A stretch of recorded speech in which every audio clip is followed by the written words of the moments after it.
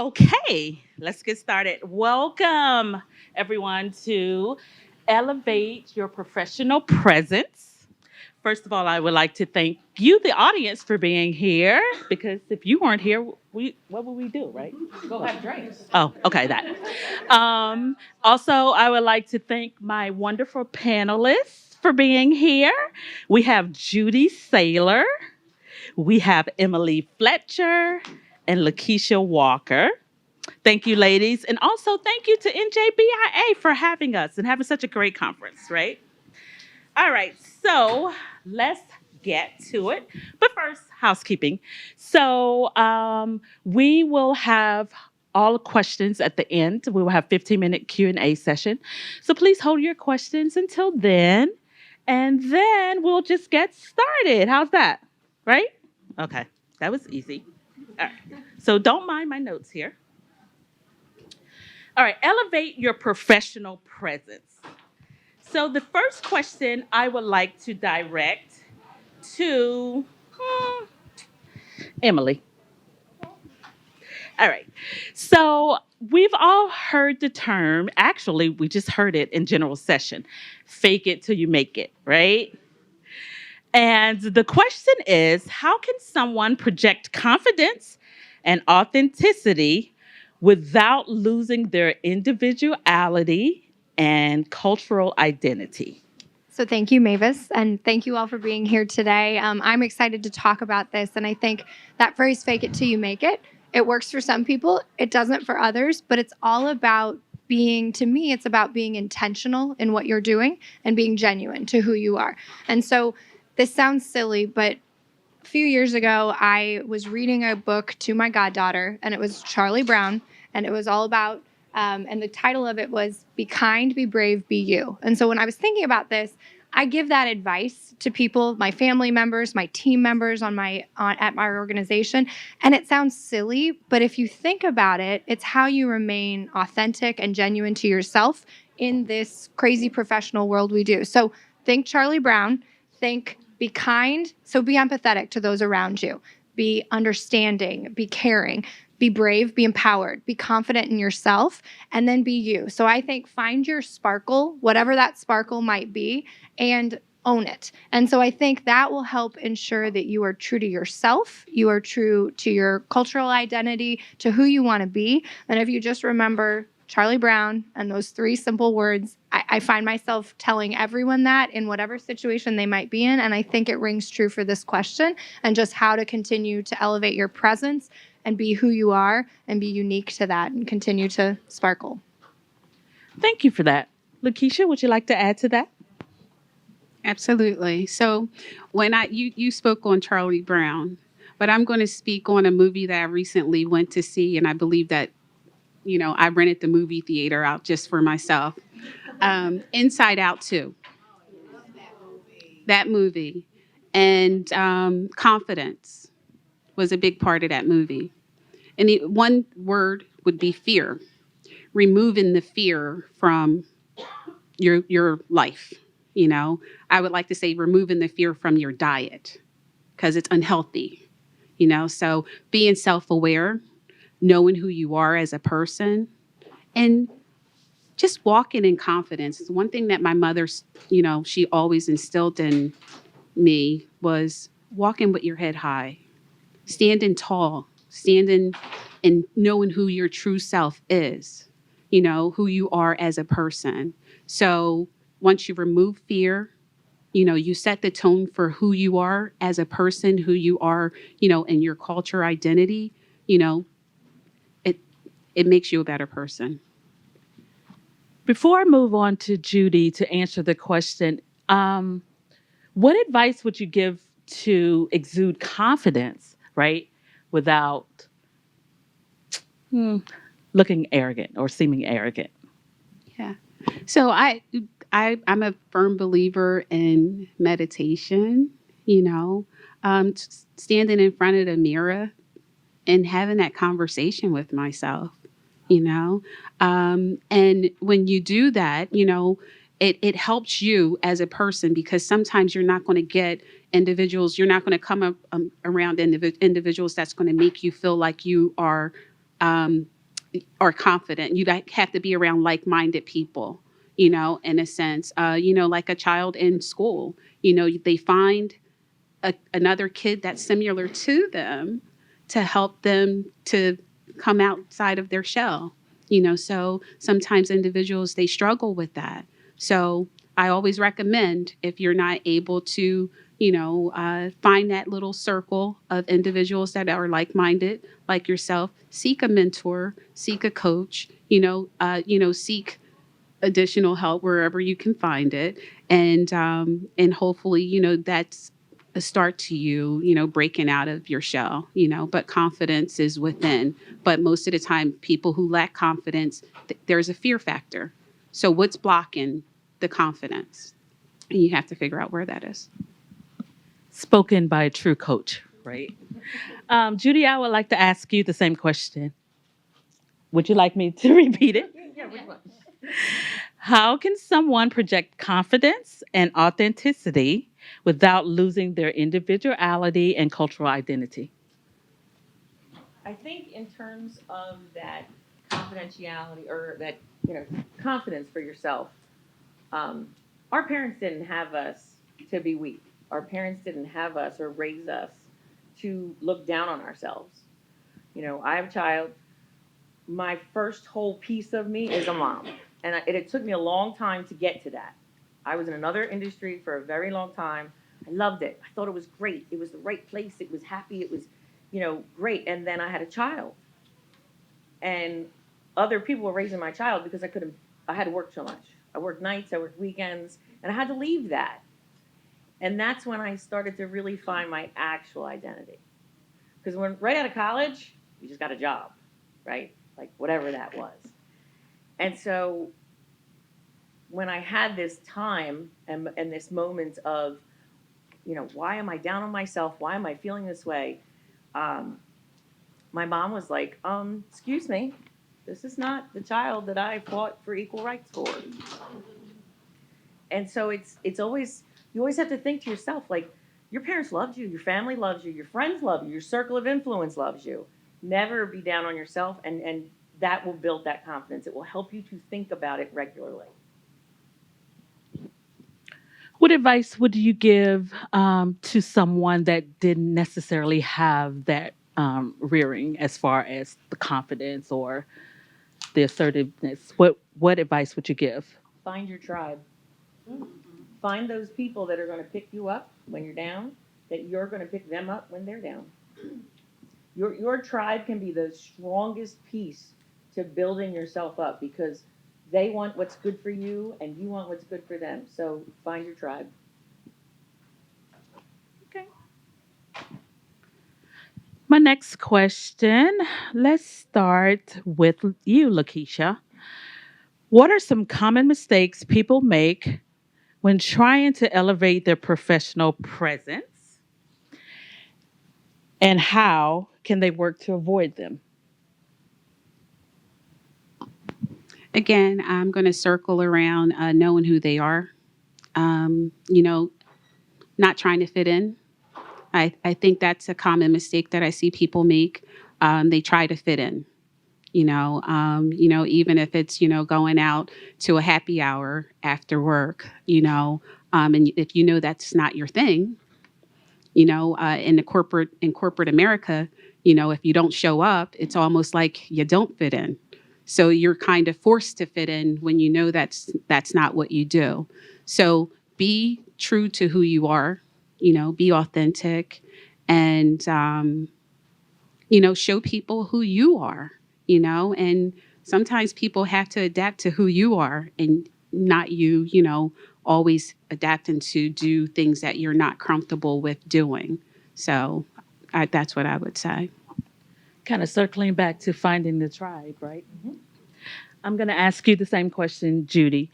What are some common mistakes people make when trying to elevate their professional presence, and how can they avoid them?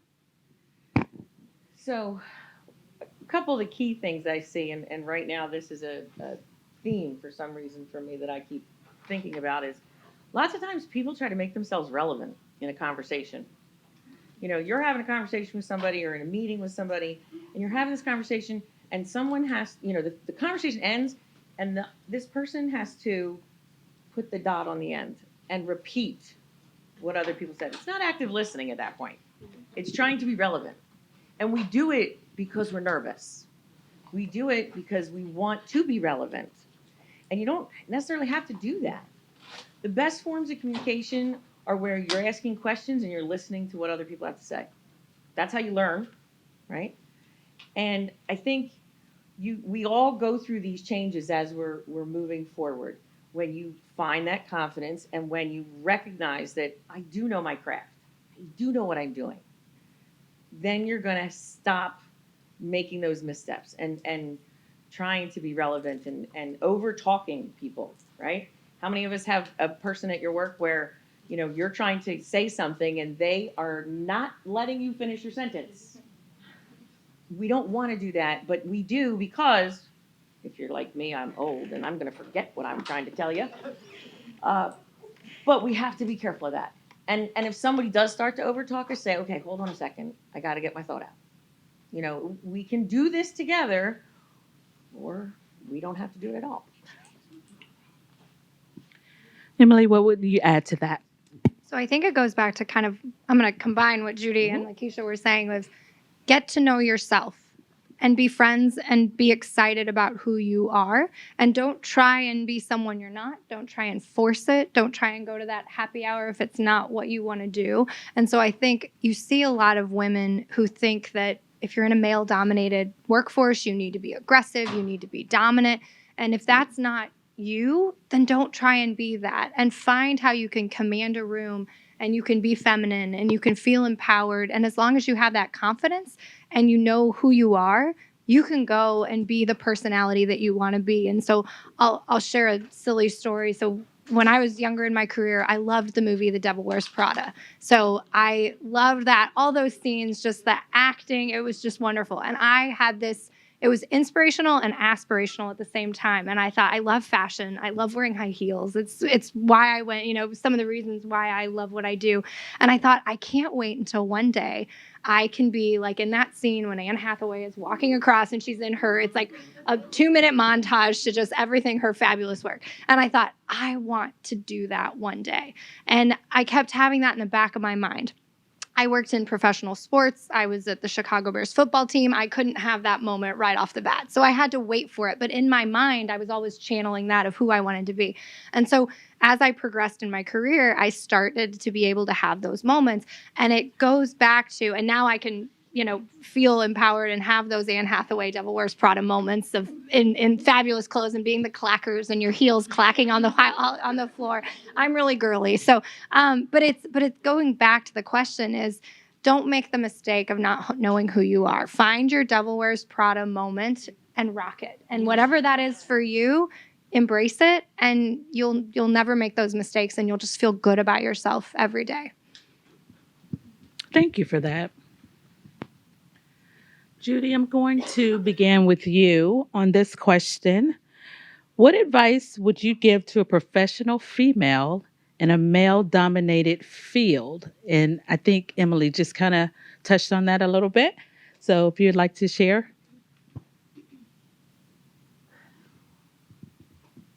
I don't subscribe to worrying about the boys, quite frankly. Sorry. Thanks. I know what I'm doing, and I have been in very male-dominated positions before, and you have to have your inner strength. And when somebody says, you know, oh, you're just being a bitch. Yep. Yes, we're assertive. Call me whatever you want. Do your job. Do your job. I'll do my job. Life will be good. We allow this to be a constant conversation, and we need to start knocking it down. It has nothing to do with the job. Do the job, whatever that is. You wouldn't want to accept bad work or bad behavior from your kids, your family, you know, people you're working with. Then why are we tolerating it? Don't tolerate it anymore. You are here, and you are here because you know what your worth is, And you just have to keep reminding yourself that your worth is you. And I tell lots of young people, you don't have to worry about many people. If you weren't born by them, if you didn't give birth to them, and if you don't wake up next to them, their opinion is about that big. Someone's going to be mad at me later, but that's all right. Blame it on the moderator. Okay. Lukeshia, would you like to add to that?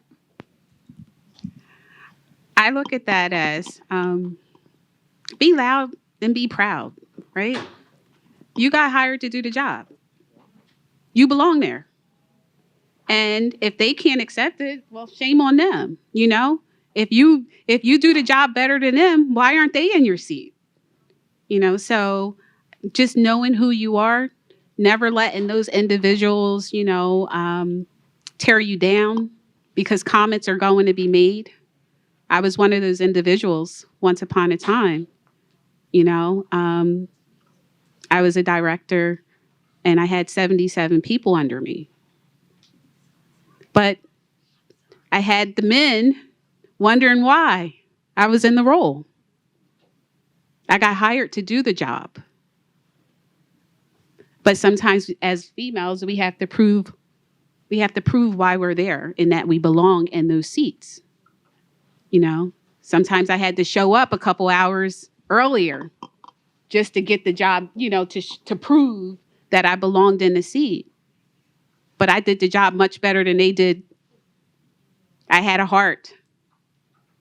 And I knew when to be tough. It's almost like being a parent, Each employee is different.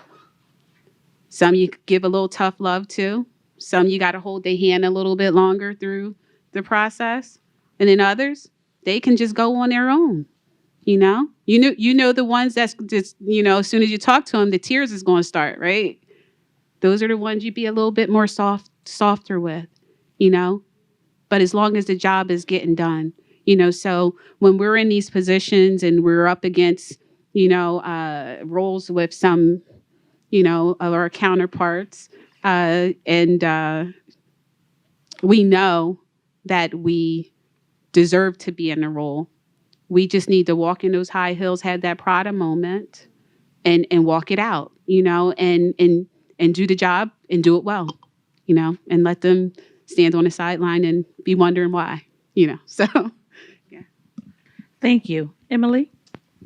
So I love what the ladies have shared. And I think it's also having a strategy. So I think you've got to be smart about it. We're all smart. We're smart ladies. We're here for a reason. But I think it's about stepping back and being strategic in your professional presence. So I think you need to understand your landscape, understand all of those different personalities, all of those different roles in your field, in your organization, just in your industry in general. And then, so there's that side of the strategy. And then understand who you want to be and what you want to be as a professional woman, as a leader. And how do you meld those together? So there's that element of being strategic and bringing in that, I kind of said that Prada moment, that Devil Wears Prada moment. I couldn't do that at a professional football team at training camp when everybody's in their athletic gear. I couldn't wear my dresses and my suits. So you have to be creative and you have to be smart. And so I think it's always staying true to yourself, owning that, not trying to force it, but being strategic. It's a journey, and you can figure out how to bring your true professional presence and your leadership presence as a female into a male-dominated industry if you're strategic and smart about it. So I think just knowing, I had one example where I joined an organization and it was a couple years later, and one of the executives looked at me and he goes, you're different and that's good. And he's like, and I've watched the way just that you dress and the team and the people around you where you sit, and they've all changed a little bit because of it. And I think that was just a fun piece of feedback that I got of like, it's okay to be different and it's okay to rock the you want to be. And so even if you feel a little uncomfortable at the beginning, embrace that. Don't feel intimidated by it, and strategically be you as you can be. Judy, has there ever been a time that you have been in a situation where you knew that it was because you or female in a male dominated space? And are there any like advice or practical tips that you could give been in that situation? I don't think so. I think there have been times where, um, and I worked in childcare. I worked in, youth development. So, and that was a natural. You're a woman. You're going to be good to the children, kind of moment. Um, and the men that worked for us were going to be the ones teaching them sports. It wasn't bad. It was a question of what did I want out of this situation. And so, did I want the kids playing games and being engaged? Yes. Are the guys going to do it? Yes, go do it. When the one comes crying, take care of the one that comes crying. Like we're not meant to have to define. I'm a woman. This is my job, or I'm a man and this is my job. Trust me. Ask my spouse. And it's not. It's my husband is 6'2", and he's a good 250. He's not the one people need to be afraid of. But I didn't get that until I was in my 30s and I had my child. And that's when this is how to be the mom female side of me kicked in differently than it had when it was other people's kids, because now it's mine, right? So it's not necessarily about a woman's job or a man's job, although I do think they all need to take the trash out. And my husband does the laundry and all the cooking and the shopping. So I think I've worked out a good thing there. But it's about if we're working together, we've got to be a team. It doesn't matter who it is. And if you're not going to be part of the team and you're not going to pull your weight, go. Because you're not helping anything. You're not moving the ball forward. You're not making a difference in what you're doing. And for most of us, I do find most of the women I know, we all want to make a difference. We want things to be better than they were when we were younger. So if that's the case, then we're either moving the ball or you're getting off my boat. Okay. I work in an industry where I'm normally on set the only female. So that's something that I had to learn when I first started, because we will all have lunch and the guys would just get up and leave their stuff there. And I would just go back and pick it up. So those are little things that you learn along the way. It's like, wait a minute, I'm not your mom. So I get it. Lukeshia, anything you'd like to add to that? Any experience that you've had? We all talk about being assertive, and I think because we are confident, what about that person that confidence just doesn't come easy, or assertiveness is just, kind of taboo for them? Like, what advice would you offer in order for them to kind of navigate gracefully into that space? Yeah. So first, I like to, get to know a person, right? And know what they like, what makes them tick, you know. And once I'm able to identify that in the workplace, sometimes a certain role may not be that a good fit for them, So, if they're, into IT, and they're used to not speaking to people on a regular, I'm not going to put them on the phones to talk, because I know that they're not going to, excel there. So sometimes, I kind of like try to take a step back and figure out what it is that these individuals, what an individual likes, and sometimes I just really feel that certain jobs are not a good fit. And I get to see that a lot, sometimes when I go into the supermarket or, to one of these stores, customer service is not what it used to be, right? So sometimes it's just not a good fit to put someone behind the cash register that don't like to talk to people, So I would just recommend just knowing, don't go apply for a job if you don't want to do sales or talk to people. Make sure that you know what you like, what you want to do, and don't just go get a job because you need a job. really just go out and seek what you enjoy doing, so that you'll be happy doing it. Thank you. So we're almost coming to the close of this. And I would like to ask you ladies individually to take 30 seconds. We're talking about elevating your professional presence. And what would you like the audience to walk away with regarding elevating your professional presence? Let's start with Judy. You look like you wanted to start. So I have a very tactical piece. And we talked about it when we were on our call getting ready for this stuff. I am very much into understanding the person. And there are times that you can use things to help you to take over the room. Wear red if you want to run the room. Doesn't matter who you're with. Doesn't matter male or female.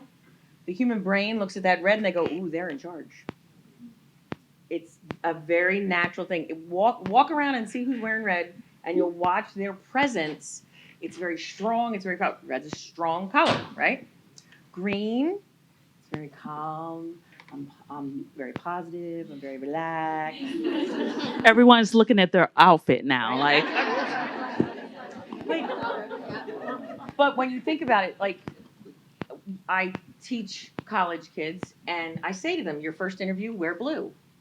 Why? What does blue make you think of? It's true blue. You're telling the truth. So in an interview, the person's looking at you, and you're wearing blue, and they're like, oh, wow. Oh, you had a great experience at such and such. Oh, you didn't leave that job? Oh, no. And they're going to buy whatever you say because the brain takes over. Colors are driven by your eyes, which is, connected all that as pieces, and it makes it so that I am forming a thought about you by what you're wearing. We're all wearing dark colors. We're blending in. Mm-hmm. We're together. If I walked up here with pink on, it would have been like, hi, she's in charge. And that's not what we're doing. We're working together. I'm not saying everybody go out and wear black all the time. Because I did that in my I do that. I do that now. I did it a lot. But use your tools to your advantage and think and look up. You can look up a product called color code. You can look up what the colors mean. They all do something different to the human brain. And figure out what you need to do that day and then wear the right kind of colors. Emily, what would you like the audience to walk away with?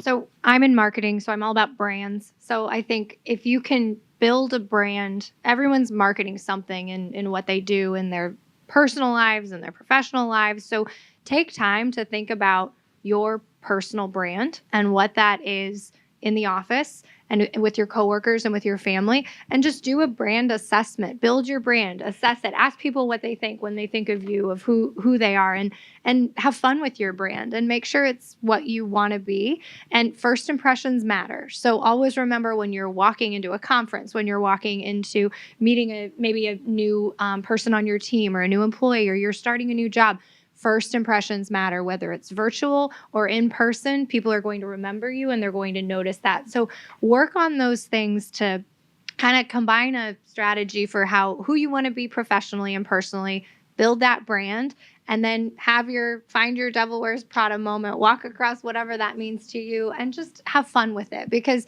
you can be marketing yourself, you can be branding yourself, and it's an exercise that I think matters from your online presence. So your LinkedIn, how you come across that way, just in everything you do as the marketing person, I'll say it, you're always branding things, but truly find who you are, what your brand is, and embrace it and just have fun with it. So it's all about that personal brand.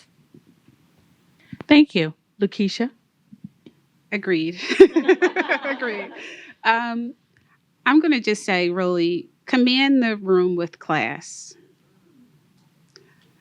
Know who you are. We're still women, and we have to, we can be tough, but we can be professional as well, so know who you are.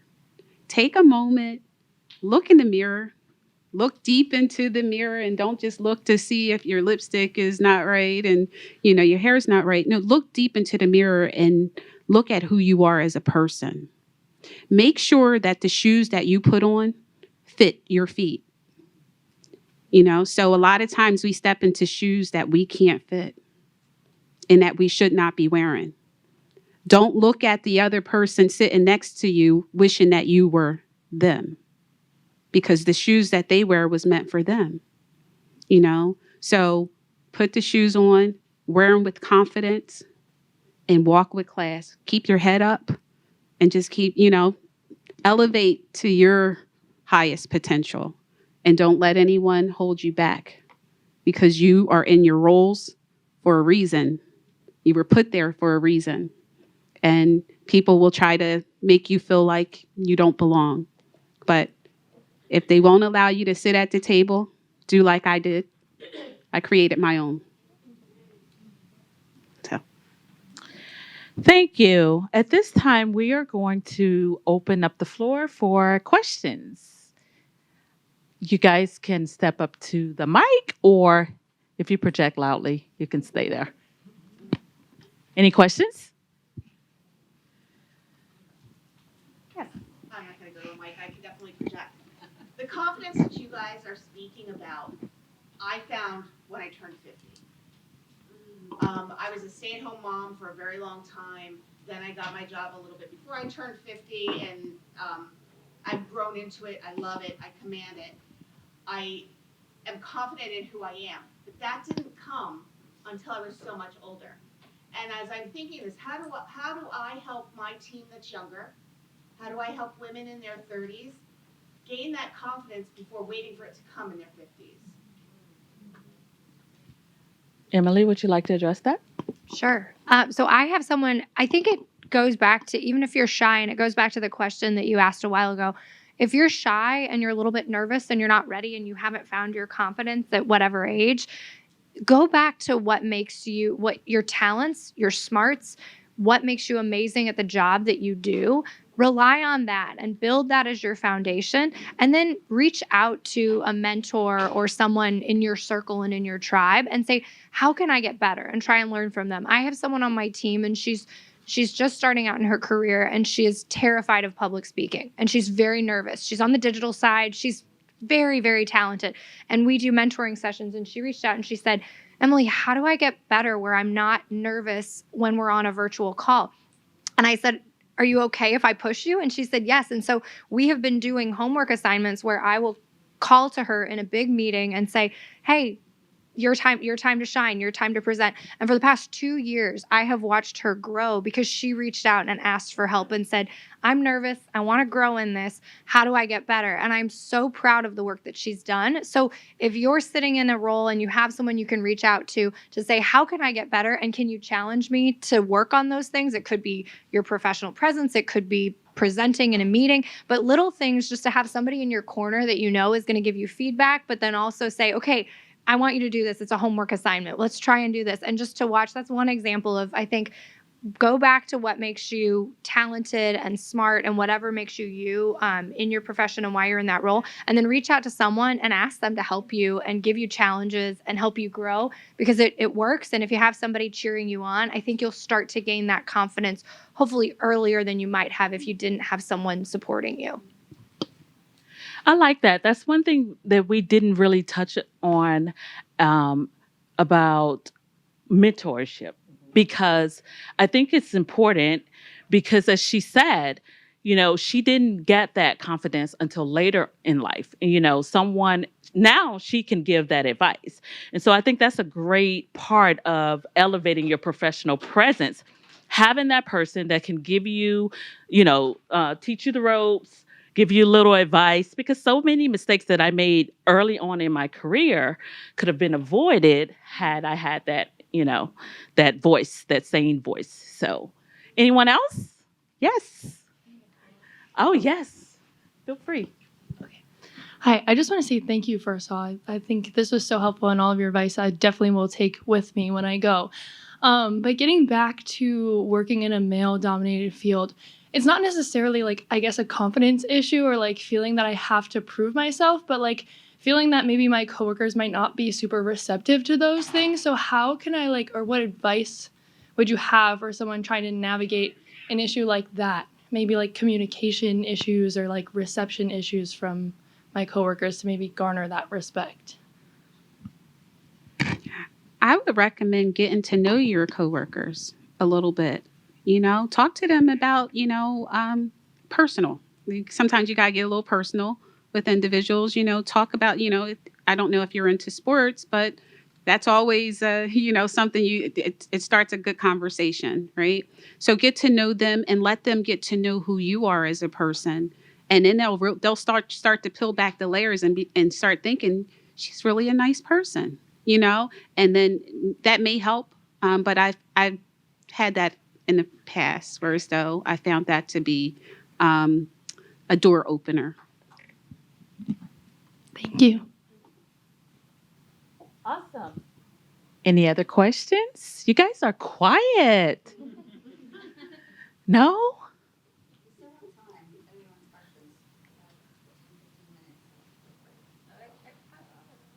Sure. So, no, I am loud. Do not worry. So, one of the things that I definitely tried to do in maintaining a professional presence is try to be tactical, right, with responses and communication and how I communicate with not just, men, but other people, other women, like on the team. So, is there any advice as how you would exercise when and when not to be responsive as far as tactical goes? Like, I know a lot, like, trying to understand when to ask the question, when to speak up and put your foot down. I know there's a lot of practice and a lot of time, but is there any advice you have with trying to steer to be tactical? Can we add to that? Yes. With also a political environment and your superiors. Mm. Something tells me you want to go first. I know I started it. Sorry. She did say we have time, so. There's a couple things. One of the things that we all need to think about with a mentor to start with, as the first block, is having someone who's in the right rooms to promote you to other people. Because you need a cheerleader sometimes. We're all meeting and we're having a conversation. There's men and women, and somebody says, "Oh, we have this project coming up," and that person's going to go, "Oh, this is the person you need to call. She can do it. She needs this challenge to take the next steps." The strategic side of it is asking really good questions. There's a lot of times where someone emails and they've got, I don't know, or they say things politically in front of you, or they're trying to shake the bee's nest up, and it's a question. You might want to say, "Is this really the time and place we should have this?" And you want to ask a question to shut those things down. I don't really need an answer from you. If I'm asking, if you say something to me and it is inappropriate, I'm going to say, "Did you mean to say that?" Because sometimes people need to be put in check. Especially right now. Like, we don't need anybody arguing about politics. We need people arguing about the economy. Let's fix that. And since, women can fix it because we buy, it might help a little. But strategy is a series of steps. And you have to decide, what's my end game? Is it I want a promotion? Is it I want stature? Is it I want to be recognized that I'm the expert in this? And, you have to think about in your emails, what are you saying? How are you saying it?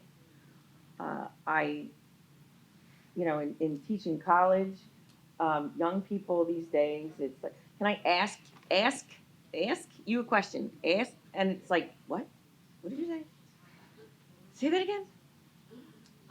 Sometimes people just don't realize what they're writing, because sometimes we're like, and then other times we're so quick to respond that we miss that moment. We could have done it better. We could have asked somebody else to read your email. Oh, I do that. Yeah. Especially the scheme. Yeah. I have someone at work that I can send any email to. We've worked together for 25 years. He knows me knows my husband, knows my kid. I mean, and when I'm pissed, I send that email to him, and then he's like, "You're never sent." You got it. But You it got it felt out. good to send it. Yeah. At least I sent it to him. Yeah, I somebody else. didn't send it to anybody else. But he'll walk me, and then he'll take me down off the ledge and say, "How else do you want to say this?" And send me the revised version. And it's a question of Trust. because what you're writing is probably correct, right?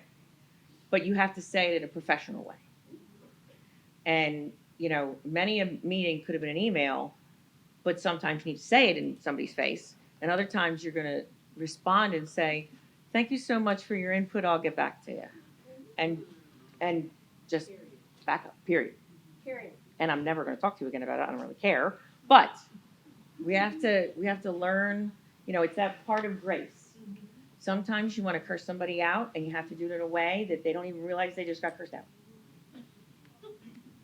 I think part of having strategy is also setting boundaries, because you have to know yourself, right?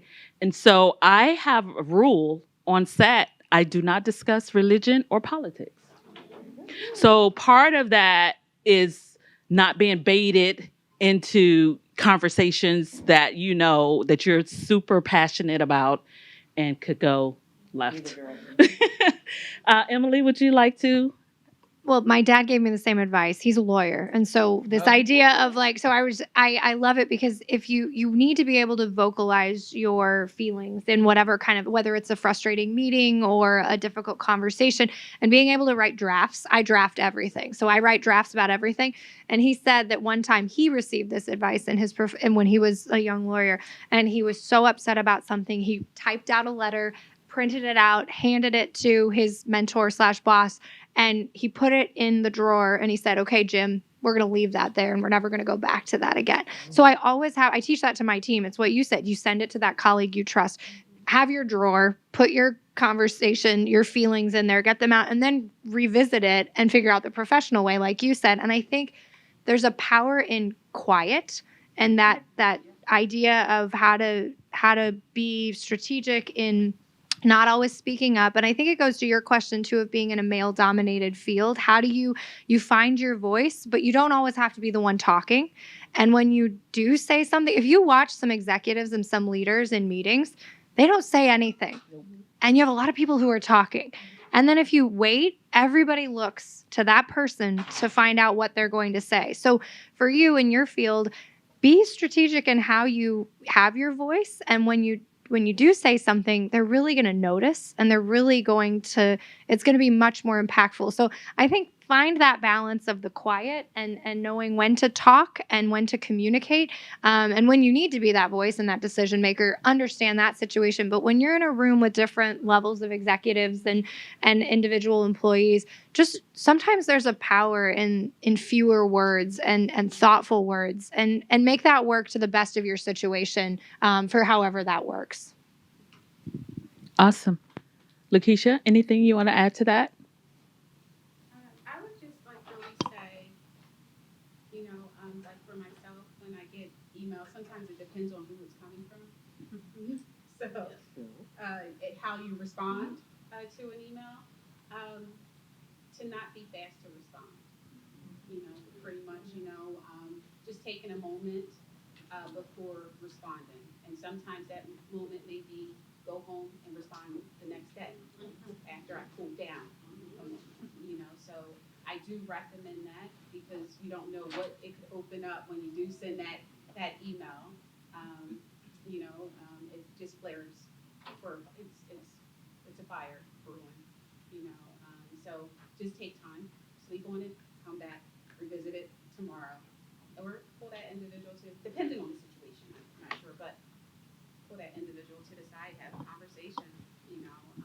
And I think that those conversations, sometimes they are helpful conversations, because what you put in an email sometimes come over not the way that they meant to say it. We read it and we're thinking that they were coming at us in a negative way, and sometimes that's not the case. So I learned something the hard way years and years ago. I sent an email in all caps.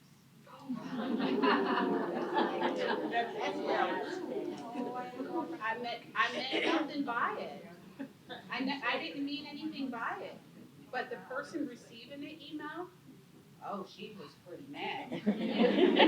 She was pretty mad, and I had no idea that you don't send an email in all caps, you know? So I learned that day, you know? And I don't know if Girl Scouts are in here because it was a Girl Scout email. So, okay, it was a Girl Scout email.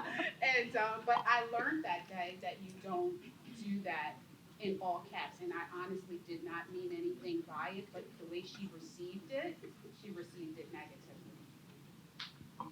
We have another question. You know, I tend to agree with you about those emails, right? And I used to, in my, I was laughing when you were talking about government. I'm like, okay, I one time I was in government. Now I'm back in the real world, in the banking industry. But I remember, I used to receive some emails, and I learned just not to reply right away. Not to just, and you can always say in that email, getting back to you, or as a follow-up to your email, being very respectful as a follow-up to your email, thank you for sending it out to me, and then kindly reply to them, right? Because at the end of the day, you don't want to have a fighting match with emails, right? So I learned that the hard way. Never, and also they tell you don't use a lot of punctuations, or make sure that email, just remember someone else is going to be reading it. And if they want to make it difficult for you in any way, they could share that email with others. Always remember, those emails, you never know who's reading it. So, my advice would be, just keep that, in mind, and just step back. You don't have to reply right away. But yeah, that's coming from the old person to the woman that is now the house experience. But yeah. Mentorship. I had a wonderful mentor eons ago, and he said to me, never put anything in writing that you don't want the entire social media around you to know. And it used to be, never do anything that you didn't want to see on the front page of the newspaper. But that's a whole new story now. Can I add to that? So I have one employee who's, when you know him in person, he's everybody's favorite person. He's so nice, but he is from the Jersey, Philly area, and in emails he comes off horribly when you don't know him. People think he's rude, they think he's short, and he's not. That's just how he comes off in emails. And although we've had many conversations about it, and he agrees, he sees it, we finally resolved to, whatever you're about to type, copy it, put it in ChatGPT and say this but nicer, and use that. And we've had a lot less issues with interdepartment emails now. I'm a little concerned about the Jersey Philly thing, though. I gotta tell you, That's his excuse every time. He says, he's like, I'm a Jersey man, that's why it happens. He's like, I'll believe you, but I keep getting calls. So. I think there was There's another question. No, I just wanted to ask on the waiting on the time. My mom always tells me 24 hours to cool down. Like, take 24 hours to respond to the email. And also something that helps me is picking up the phone and calling the person, because I don't know what's in the person's mind. Maybe he doesn't have, or she has information that maybe I don't have information that the person thinks that I have, or there must be some kind of disconnect. So when I'm feeling like, look, let me just pick up the phone. Let me call Jazz, let me call Grace, right? Let me see what's in that person's mind, and then it's just miscommunication in the email. Oh, I read the email to you. Make sure you read your email. Yes. Don't press send. 3 words.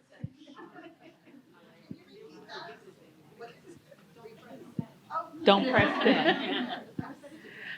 Any other questions? No? You guys are so shy today. Okay. Oh, is that what it is? Or thirsty. Well, I wanted to thank you guys for attending our session, and I wanted to thank our wonderful panel.